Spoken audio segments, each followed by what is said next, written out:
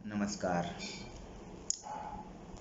उपलब्ध विश्व वाङ्मय के आदि ग्रंथ ऋग्वेद की एक ऋचा का पाठ करते हुए उसका भावार्थ आपके समक्ष निवेदित करते हुए मैं व्याकरण विषयक इस चर्चा का आरंभ कर रहा हूँ।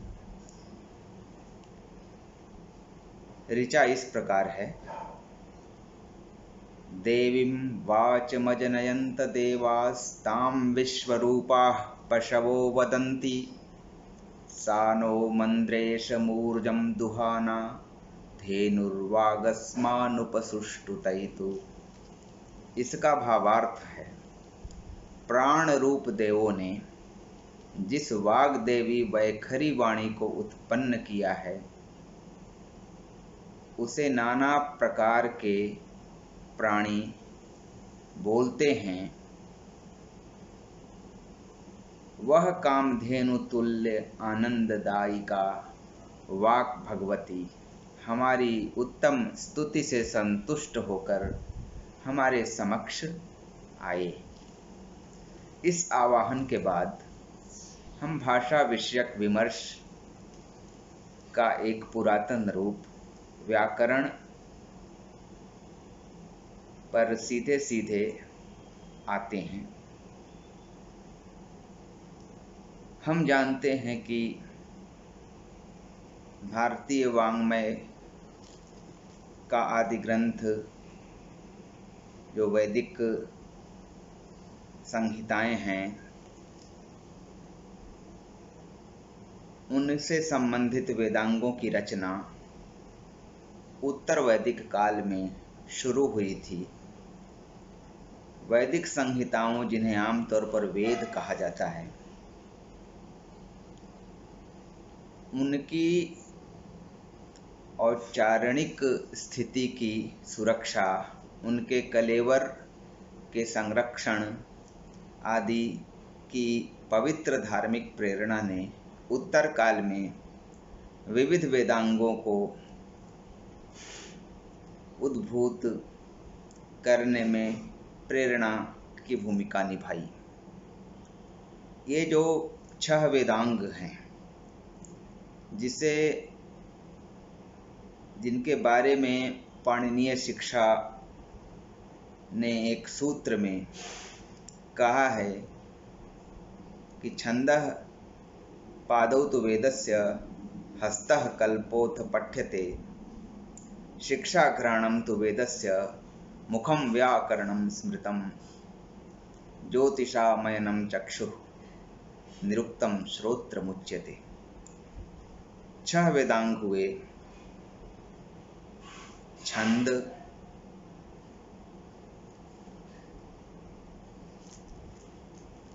शिक्षा, कल्प, व्याकरण, निरुक्त और ज्योतिष। इसमें 4 प्रत्यक्षतः भाषा मूलक हैं। छंद, शिक्षा, व्याकरण और निरुक्त। व्याकरण हमारा विवेच्य विषय है। उत्तर काल में व्याकरण का बहुत व्यापक विस्तार हुआ और निरुक्त बहुत अल्प मात्रा में, बल्कि कहें एक ही निरुक्त उपलब्ध हुआ है, यास्क प्रणीत जिसे कहा जाता है। शिक्षा ग्रंथ भी बहुत सारे बने और छंद काव्य शास्त्र का अंगीभूत हुआ। 4 ये वेदांग प्रत्यक्षतः भाषा मूलक हैं। इनमें यहाँ पर व्याकरण की चर्चा अपेक्षित है। आजकल भाषा विज्ञान नामक विशाल कलेवर वाली विद्या पूरी दुनिया में व्याप्त है और आज के विमर्श के अनुसार व्याकरण को भाषा विज्ञान का अंगीभूत माना जाता है। व्याकरण की परिभाषा पर हम थोड़ी देर में विचार करेंगे। पहले भाषा विज्ञान और व्याकरण के द्वंद्व पर कुछ बातें हो जाएं। भाषा विज्ञान शब्द भाषा का विज्ञान, भाषा का वैज्ञानिक अध्ययन आदि अर्थों में समझा जा सकता है और उसके अनेक प्रकारों में एक स्थिति मूलक भाषा विज्ञान या एककालिक भाषा विज्ञान जो है उसी के समरूप या पर्यायवाची के रूप में व्याकरण को समझा जाता रहा है। लेकिन इसके बावजूद व्याकरण और भाषा विज्ञान के प्रस्थान में अंतर है। हम एक उदाहरण से इस बात को समझने का प्रयास करते हैं। हिंदी का एक शब्द है बहनोई। भाषा विज्ञान की दृष्टि कहेगी कि भगिनीपति संस्कृत का शब्द है, उसी का विकास दर विकास होते बहनोई शब्द सामने आया है। और व्याकरण कहेगा कि बहन में ओई प्रत्यय लगने से बहनोई बना है। अर्थात हम इसे इस तरह से भी कह सकते हैं कि व्याकरण एक काल्पनिक विमर्श है। वह भाषा की संरचना को समझते हुए उसका स्पष्टीकरण कुछ कल्पित विधियों या कुछ कल्पनाओं के जरिए करता है ताकि भाषा प्रयोक्ताओं को भाषा का वो स्वरूप समझ में आए और उससे जो एक स्वतः अनुशासन निकले, उससे भाषा का प्रयोग मानकीकृत ढंग से चलता रहे ताकि समाज का काम ठीक ढंग से चले। भाषा चूंकि परिवर्तनशील है, भाषा की परिवर्तनशीलता पर दुनिया की कोई ताकत रोक नहीं लगा सकती, बस उसमें मानकीकरण के प्रयत्नों से कुछ हद तक ठहराव लाया जा सकता है। व्याकरण उसी ठहराव को लाने का हेतु बनता है। व्याकरण के तो अनेक प्रयोजन हैं, लेकिन एक प्रयोजन उसका मानकीकरण है। व्याकरण को अनुशासक कहा गया है। अर्थ शब्दानुशासनम, यह एक बड़ा सूत्र है संस्कृत व्याकरण जगत का। व्याकरण शब्द पर शासन नहीं है, भाषा पर शासन नहीं है, अनुशासन है। भाषा की जो स्वतः प्रवहमान धारा है उसी से निकलता है व्याकरण, लेकिन उससे निकलकर व्याकरण एक शास्त्र का रूप लेता है, जिसके कारण कुछ समय के बाद या जब से निकलता है तभी से वह भाषा पर एक शासन जैसी स्थिति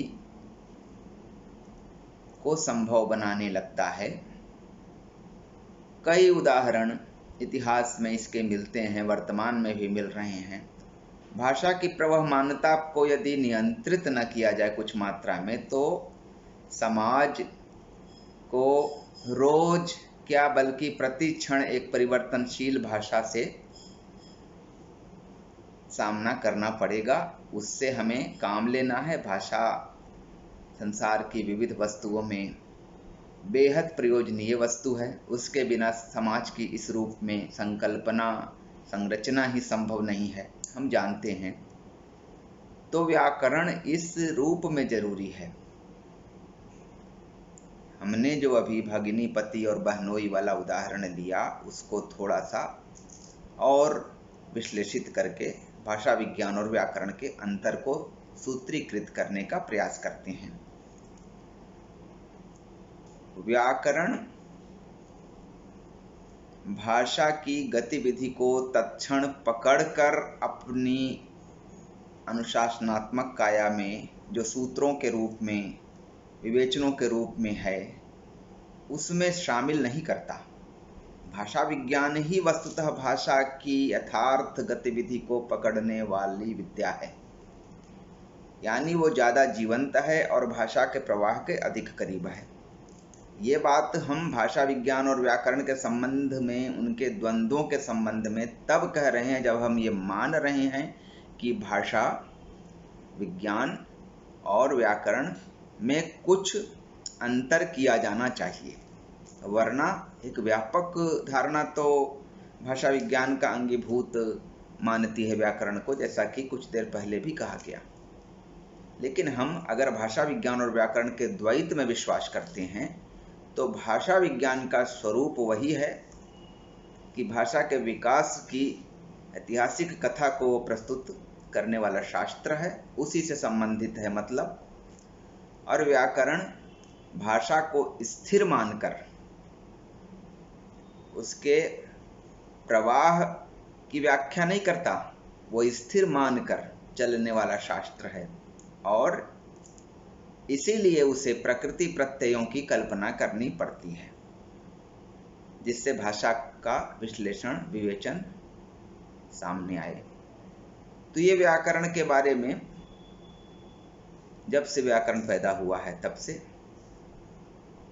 एक चलती चली आई धारणा है। व्याकरण भी बदलता है देर सबेर। यदि भाषा के प्रवाह में इतने ज़्यादा परिवर्तन संचित हो जाएं कि व्याकरण बहुत पुराना पड़ जाए तो उसे बदलना पड़ता है, लेकिन अपने समय का आने वाला हर व्याकरण भाषा के प्रवाह को स्थिर मान कर ही खड़ा होता है। यही व्यापक सत्य है। हिंदी के बड़े विद्वान, आलोचक, मनीषी, साहित्यकार आचार्य हजारी प्रसाद द्विवेदी ने अपने एक भाषण में कहा था कि व्याकरण को स्थिति मूलक ढांचे से बाहर निकलना चाहिए, उसे ऐतिहासिक बनना चाहिए। और उन्होंने खुद काशी हिंदू विश्वविद्यालय में विगत सदी के 7वें दशक में एक परियोजना का निर्देशन भी किया, हिंदी का ऐतिहासिक व्याकरण। ऐतिहासिक व्याकरण की अवधारणा कुल मिलाकर ये है कि व्याकरण जो रूपों की व्याख्या कर रहा है उनके विकास को ऐतिहासिक संदर्भ में भी परोसे एक ऐसा व्याकरणिक ढांचा, जैसे ने हिंदी में परसर्ग है। ने का विकास कैसे कैसे हुआ, संस्कृत में क्या था जो कि प्राकृत में, अपभ्रंश में, अवहट्ट में बदलते बदलते या अन्य भाषाओं में बदलते बदलते आधुनिक आर्य भाषाओं में या खड़ी बोली में ने के रूप में आया। इसको क्रमबद्ध और ऐतिहासिक रूप में रखने का काम जिस व्याकरण पुस्तक में या व्याकरणिक ढांचे में होता है वो है ऐतिहासिक व्याकरण। यह द्विवेदी जी के प्रयत्नों से हमें समझ में आया। हिंदी में इस प्रकार का दूसरा प्रयत्न जो मेरे देखने में आया है वो है संभवतः 1992 में प्रकाशित माता बदल जाए सवाल की एक पुस्तक है जो कि पीछे रखी हुई है, मानक हिंदी का ऐतिहासिक व्याकरण। उसमें कुछ हिस्सा, पूरा ग्रंथ नहीं, कुछ हिस्सा हिंदी के ऐतिहासिक व्याकरण को विवेचित करता है। तो व्याकरण और ऐतिहासिक व्याकरण ये दो प्रकार की धारणाएं हो गई। बावजूद इसके ऐतिहासिक व्याकरण भी व्याकरण का एक प्रकार यदि है तो भी हम कह सकते हैं कि व्याकरण का व्यापक अर्थ अभी भी कायम है कि भाषा का स्थिति मूलक विवेचन। बहनोई को व्याकरण बहन जोड़ ओई से ही समझाता है। उसमें भाषा का जो तात्कालिक स्वरूप है, हमारे सामने जो स्वरूप है, उसका विश्लेषण कुछ काल्पनिक सूत्रों या काल्पनिक परिभाषाओं या काल्पनिक अवधारणाओं या काल्पनिक पारिभाषिक शब्दों के जरिए करता है। ये सत्य है। और भाषा विज्ञान भाषा की गतिविधि को पकड़ने वाला जीवंत शास्त्र है। भाषा कैसे पैदा होती है, भाषा कैसे आगे बढ़ती है, भाषा क्यों परिवर्तित होती है, भाषाएं कितने तरह की हो सकती हैं, भाषाओं का स्वरूप, भाषाओं का प्रयोजन आदि आदि। हमारा विवेच्य यहाँ मुख्यतः व्याकरण है, तो घूम फिर कर उसी पर लौटते हैं। व्याकरण जब से प्रकाशित हुआ इस संसार में। इसके लिए हम संस्कृत के ही ऋणी हैं। व्याकरण शब्द भी उसी का है। इसकी भी उत्पत्ति है वी, आ, क्री और ल्युट प्रत्यय। इसका यदि हम भावार्थ समझें तो भाषा का आकृति मूलक विवेचन विश्लेषण ही व्याकरण है। उस विवेचन के आधार पर कुछ नियम निकल के आते हैं, यानी भाषा का जो आंतरिक अनुशासन है उसको वैयाकरण प्रकट करता है एक व्याकरण ग्रंथ के रूप में। लेकिन इस बात का भी एक अन्य संदर्भ में बाद में विकास देखा जा रहा है। भाषा के भीतर व्याकरण होता है जिसे प्रकाशित करता है वैयाकरण। व्याकरण ग्रंथ रूप में जो प्रकाशित करके वैयाकरण जिसे सामने लाता है उसे भी व्याकरण कहते हैं। और भाषा के अंदर जो निहित नियमों की एक व्यवस्था है वो भी व्याकरण है, और मूलतः वही व्याकरण है। विश्लेषण कोई करे या न करे, दुनिया की तमाम भाषाओं के आंतरिक व्याकरण होते हैं। अयोगात्मक भाषाओं के भी व्याकरण होते हैं, योगात्मक भाषाओं के तो हैं ही।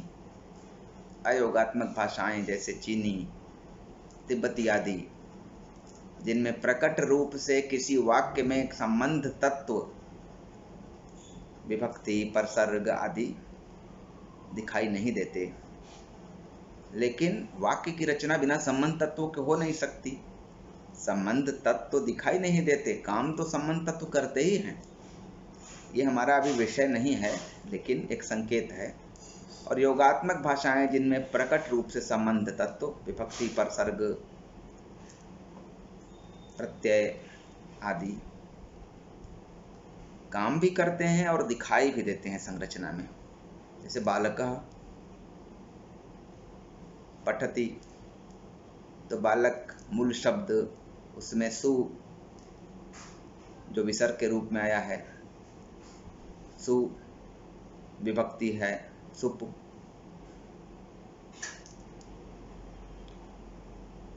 प्रथमा विभक्ति एक वचन में सु लगता है। 21 के समूह को सुप कहते हैं। प्रथमा से सप्तमी तक जो तीनों वचनों में 21 विभक्तियों के समूह है। और जो पठति में पठ धातु है, पठ धातु में ति प्रत्यय है, तो ऐसे 18 प्रत्यय जो प्रथम पुरुष, मध्यम पुरुष, उत्तम पुरुष करके परस्मै पदी और आत्मनेपदी मिला के 18 होते हैं, तो इन्हें तिंग कहते हैं। ती से लेके अंग तक की यात्रा और सु से लेके प तक की यात्रा, तो सुप और तिंग। तो संस्कृत का ये वाक्य है, बालकः पठति, तो संस्कृत योगात्मक भाषा है। उसमें विभक्तियां लगती हैं, संबंध तत्व यहाँ विभक्तियां ही हैं। तो बालकः में भी है, पठति में भी है। एक में धातु विभक्ति है, एक में धातु इतर या क्रिया इतर विभक्ति है, सुप। सुप और तिंग संस्कृत व्याकरण के पारिभाषिक नाम है। तो इस तरह से संस्कृत योगात्मक भाषा है। हिंदी में लड़के ने कहा, लड़का मूल शब्द है, उसमें ए विभक्ति लगी, फिर ने परसर्ग लगा। चूंकि हिंदी में विभक्ति तत्व जो मूलतः थे वो बहुत हद तक लुप्त हुए, तो उनकी पूर्ति परसर्गों से हुई। तो लड़के ने कहा, लड़का में ए लगा, फिर ने लगा, तब एक पद की सत्ता बनी लड़के ने। और कह धातु में आप प्रत्यय लगने से कहा, ये क्रियापद रचित हुआ। तो प्रसंग था कि योगात्मक भाषाओं का भी व्याकरण होता है, अयोगात्मक भाषाओं का भी होता है। क्योंकि व्याकरण किसी भाषा के आंतरिक ढांचे का हिस्सा है। भाषा कुछ नहीं है, भीतर से व्याकरण ही है। भाषा में होता क्या है?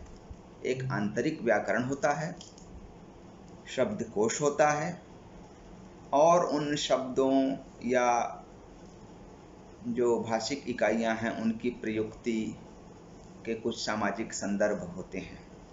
यही तो भाषा है, और ये भाषा हमारे मस्तिष्क में कायम रहती है। यानी भाषा का जो व्याकरण है वह मस्तिष्क में ही निहित होता है। मस्तिष्क ही व्याकरण का निवास स्थान है। लेकिन हम एक उल्टी प्रक्रिया से समझने लगे कि व्याकरण ये पुस्तक जैसे है। यह विवेचन जो मूर्त रूप में आया है, इसे भी व्याकरण कहा जाता जरूर है, लेकिन असली व्याकरण उसके भीतर निहित है। लेकिन ये धारणा कि व्याकरण आंतरिक होता है संभवतः बाद में आई। शुरू में संभवतः इसी का प्रचार रहा कि भाषा के विश्लेषण करने का शास्त्र या प्रयत्न या पुस्तक रूप में जो उपलब्ध विश्लेषण है वो है व्याकरण, और जो उसे विश्लेषित करता है वो है वैयाकरण। व्याकरण के बारे में अगर हम एक परिभाषा बनाने का प्रयास करें तो हम कुछ इस तरह से बना सकते हैं।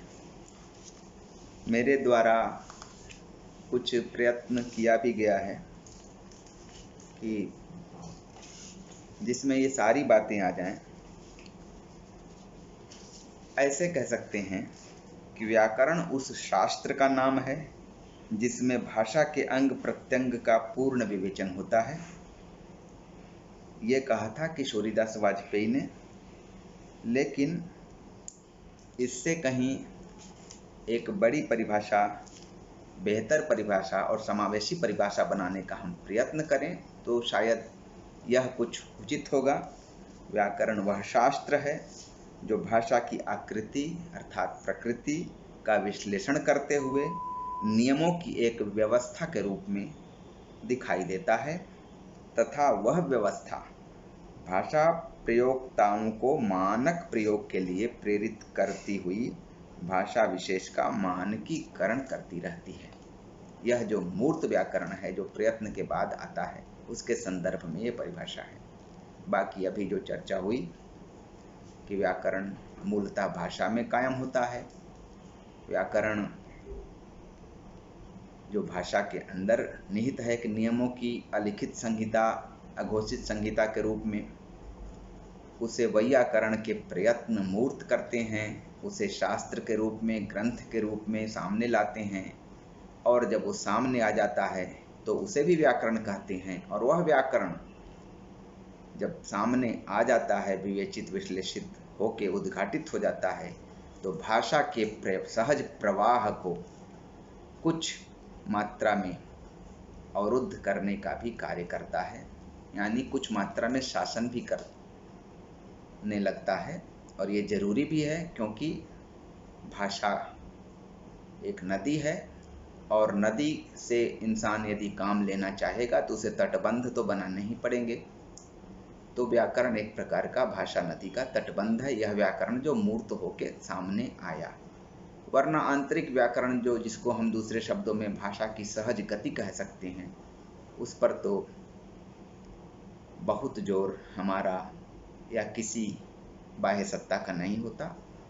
कुछ बाह्य कारक उसे प्रभावित करने की स्थिति में हो सकते हैं, लेकिन वो अपना रास्ता लेते रहता है। उसके अनुसार इस बाह्य व्याकरण को बदलते रहना पड़ता है। ये परिभाषा जो हमने दी वो बाह्य व्याकरण की थी। हिंदी व्याकरण चिंतन जब शुरू हुआ तब बहुत समय तक व्याकरण यानी इस बाह्य व्याकरण को भी कुछ अपूर्ण रूप में परिभाषित करने की परंपरा जारी रही। जैसे बहुत सारे लोग ये कहते पाए गए कि व्याकरण वह शास्त्र है जो शुद्ध शुद्ध लिखना, बोलना और पढ़ना सिखलाता है। हम जानते हैं कि यह व्याकरण का प्रयोजन हुआ। व्याकरण का असली स्वरूप भाषा का जो आंतरिक विश्लेषण है उससे संबंधित है। व्याकरण का असली स्वरूप इस परिभाषा में प्रकट नहीं हो रहा है, यह प्रयोजन हो रहा है। व्याकरण का लक्षण है भाषा का विश्लेषण, आकृति परक विश्लेषण, और प्रयोजन है, सबसे बड़ा प्रयोजन जो है वो है मानकीकरण। ऐसे तो व्याकरण के बहुत सारे प्रयोजन कहे और गिनाए जा सकते हैं। शब्दानुशासन है व्याकरण, वह कभी कभी शब्द शासन भी बन जाता है, जिसकी हमने कई बार चर्चा की।